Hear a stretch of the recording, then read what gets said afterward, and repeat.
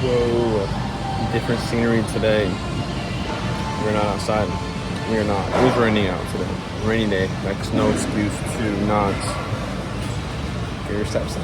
So we're on the bike right now. Can I put this around? Nope. Quick 20 minutes, some mobility. We're gonna come back later.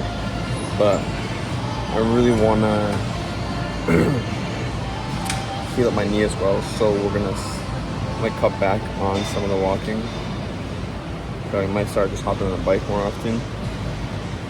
But today's topic, that's what we're here for, right? Credit cards. Yeah. I am old. But I didn't even start this intro yet. Episode 5? 5 days in a row? Alright, I'm gonna go grab my coffee. And it's not gonna be homemade coffee. I'm getting it somewhere. Might as well. I'll see you guys very, very soon.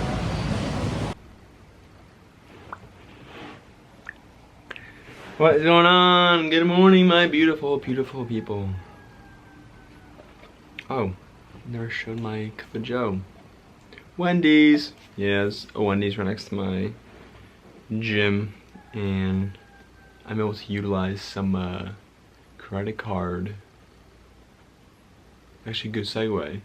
I'm able to use some of my credit card benefits to get free coffee or free Grubhub orders.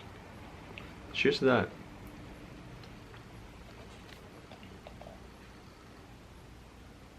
It's funny. Thumbnails. But yeah, so we didn't walk technically, but we're like on a little hiatus. We're trying to fix up the knee, my bummed up knee. So I want to get back into running and full capabilities.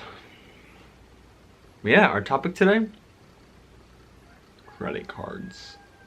Why, you may ask? Well, I actually just opened up a new credit card and I'm excited about it, and I'm kind of like one of those like credit card hackers and try to be wannabes and try to utilize them as much as possible for points and travel.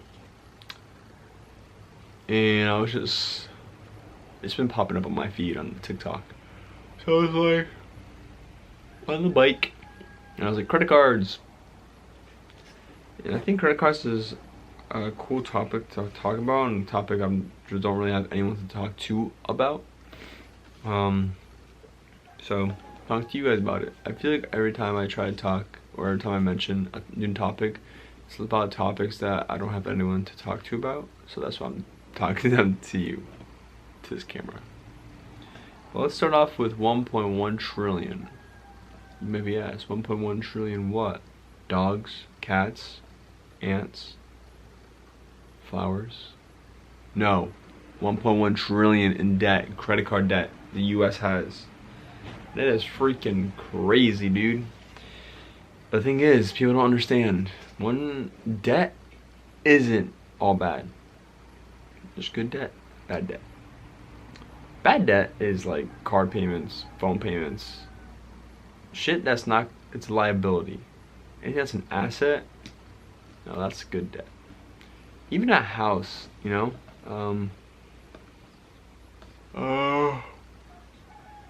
It's controversial, depends who you talk to.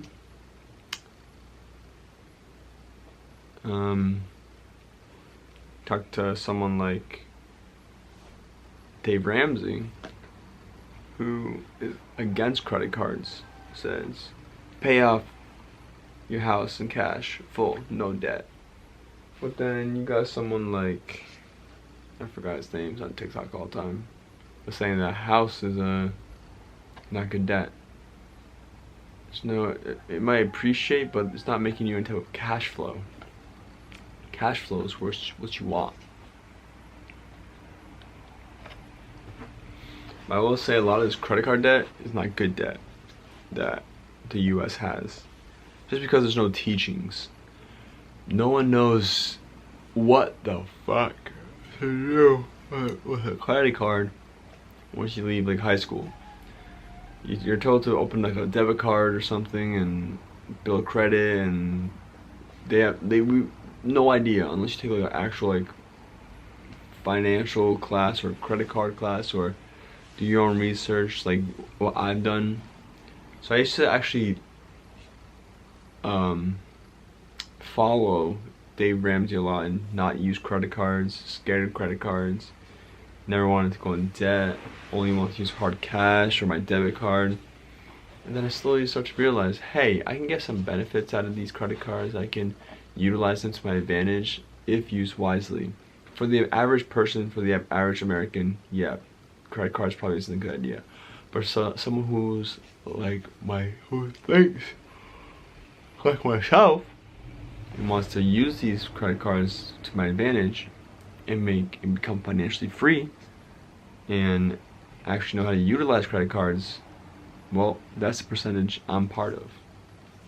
That's the part of the society, the credit card society I am part of. Yes, I consider myself part of that society.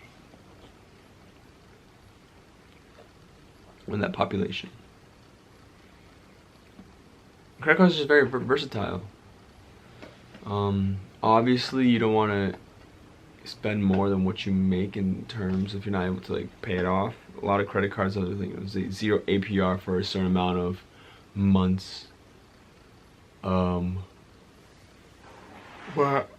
each month you want to be able to pay a majority of your credit cards off. You want to make sure you have your utilization percentage ratio is not too high amongst all your credit cards.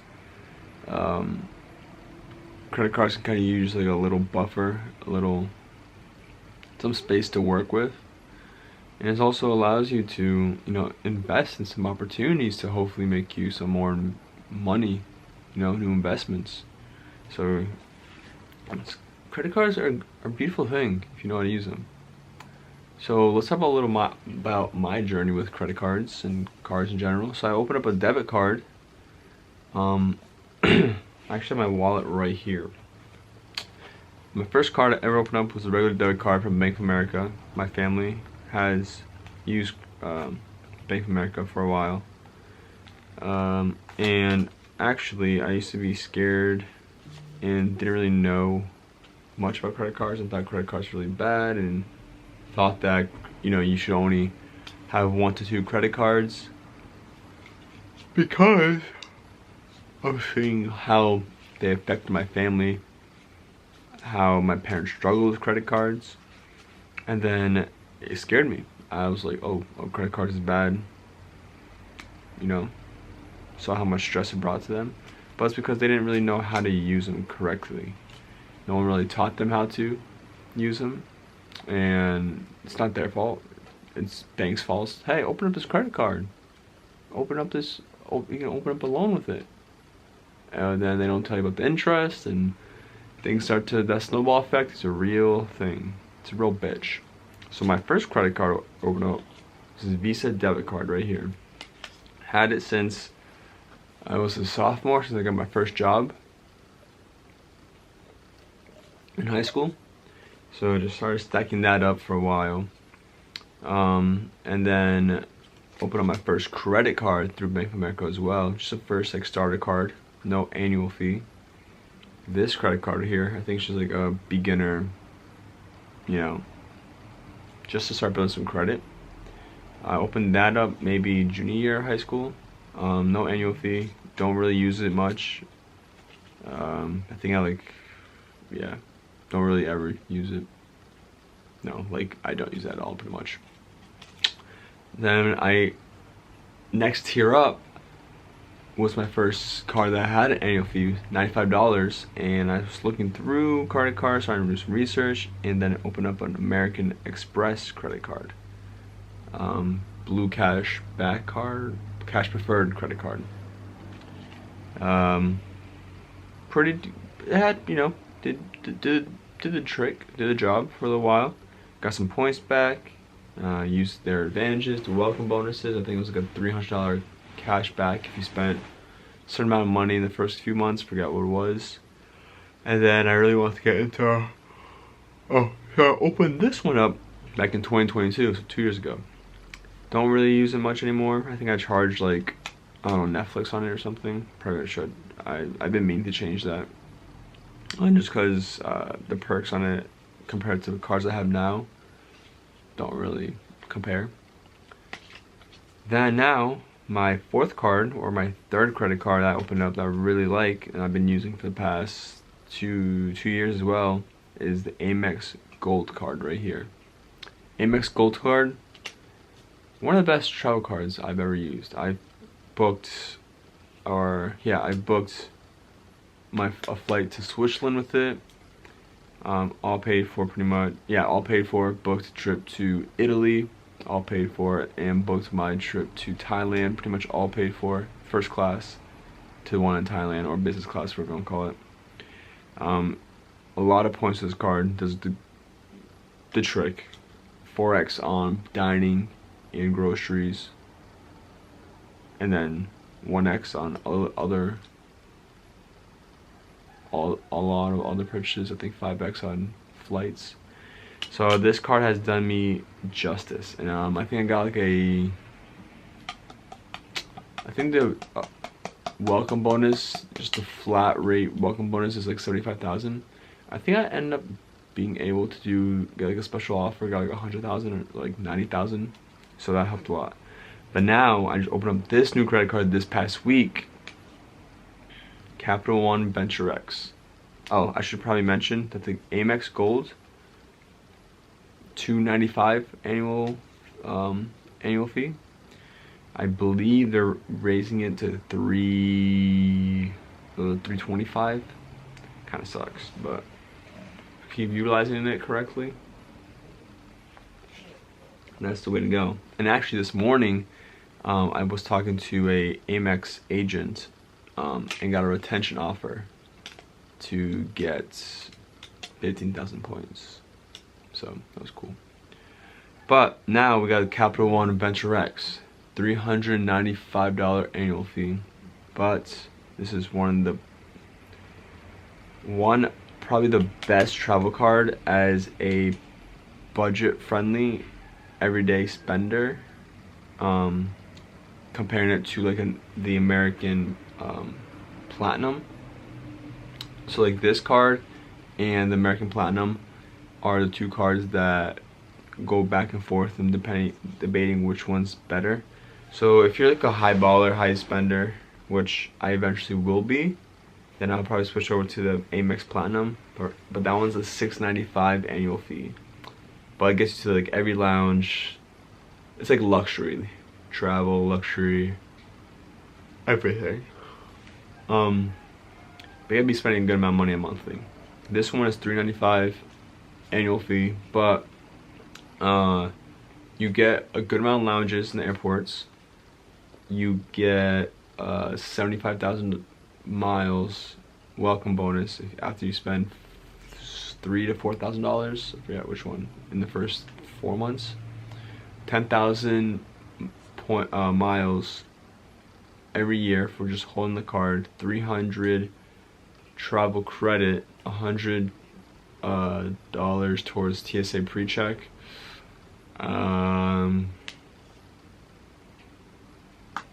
Yeah, something else. I forgot. I'm forgetting something. But super excited to start using this card. I made my first purchase today with it. Gas. Oh, and it's 2x points on everything else, all the other purchases. So this card's gonna be used a lot. But I have to make sure I use it wisely. So right now, 5 cards.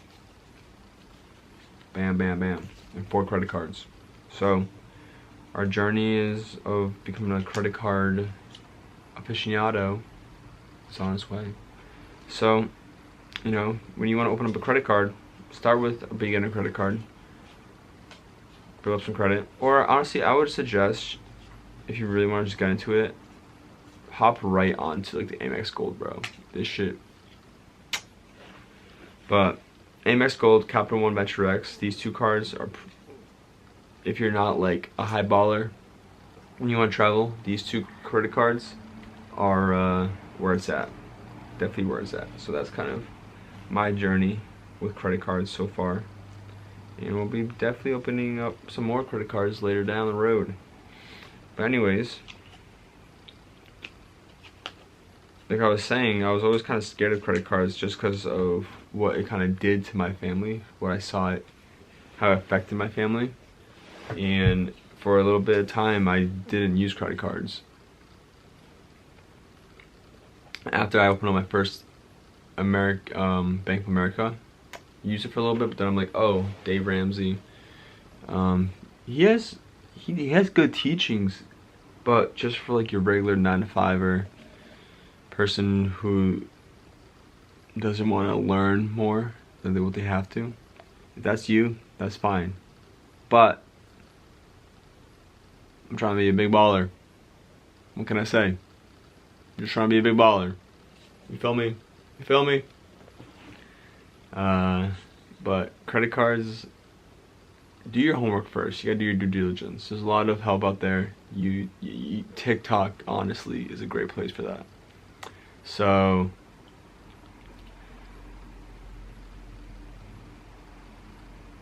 yeah, that's a little bit about that. And then I started getting curious and seeing what are the top credit cards out there right now. What credit cards are like the most considered to be the most high class, hardest credit cards, most prestigious credit cards? And I think right off the bat, the first one everyone thinks about is the Amex, the black Amex, the black card, or the actual name, the Amex Centurion, which in all these cards I'm about to mention are actually all invite only by the bank, by those banks. So the Amex Black is invite only. You actually need to at least have a net worth of $1 million, and you have to spend hundreds of thousands of dollars a year on this card. I know the initial fee is $5,000, and then goes down to $2,500 a year after that. But I know all the perks they come with, like a lot of these cards come with like 24/7 concierge. You get, beats me, just like elite status across the board. I actually saw a kid at my job the other day, younger than me, has to be younger than me, came in, started using Apple Pay, and I saw the black card pop up. His parents, no way his family's wealthy.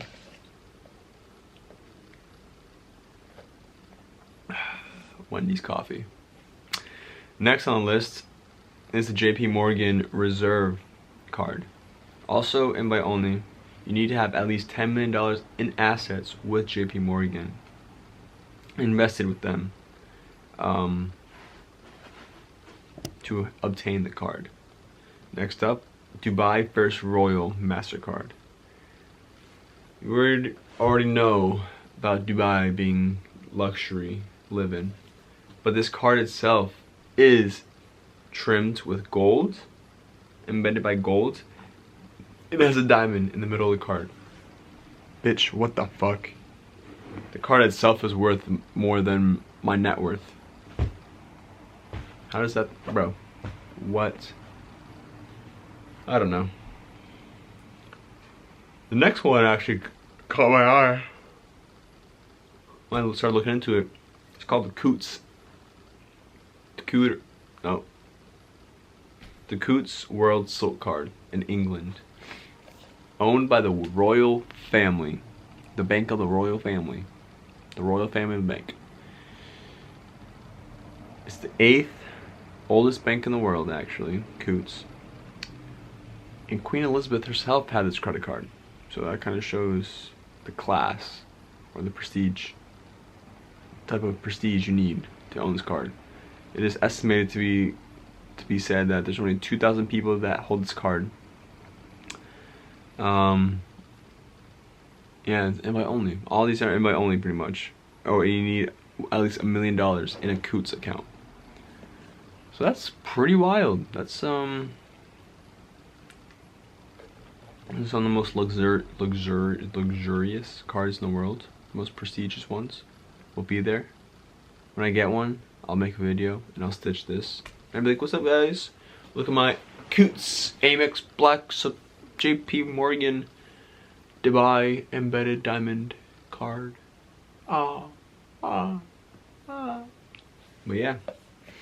So I don't know, credit cards, it's kind of a fun topic to talk about. I would love to talk more about it with someone else than just a camera. But I am gonna go train later.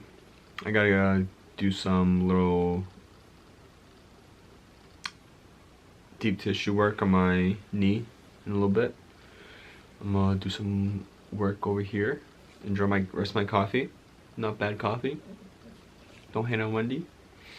And I'm gonna go spend some more money on my new credit cards, guys. So let's go train, baby.